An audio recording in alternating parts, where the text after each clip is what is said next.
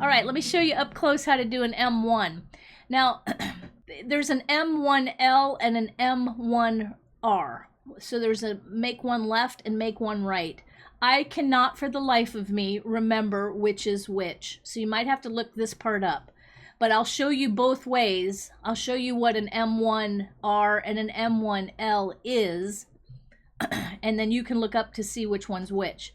So what you want to do in an M1, you look for there's always a bar between your two stitches. There's a bar right there. And you're going to pick up that bar and you're going to set it over here on your left needle.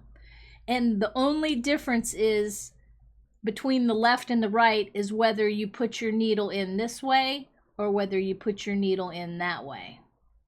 So here's one way. You pick up the stitch and you come up underneath of it and you just put it over here on the left needle, and then you'll notice there's a short leg and there's a long leg on that side. Do you see that stitch I just put on there? There's a long leg and then there's a short leg. Whichever one is the short leg is the one you knit into. So I don't want to knit into the long leg, I want to knit into the short. So I'm going to go back here and I'm going to pick up that back leg and then I'm going to knit it. So I'm just going to pull the yarn through. I kind of had my yarn split. So you're going to pull that yarn through and then you take it off. So I made a new stitch. Now I don't know again if that's a left or a right because I can never remember. So let me show you the other way. So you pick up that little bar, and the last time I went this direction. I went underneath. So this time I'm going to go over. So instead of coming under, I'm going to go over.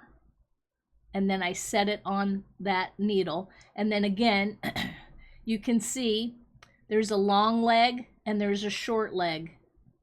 Whichever is the short leg is the one you want to knit.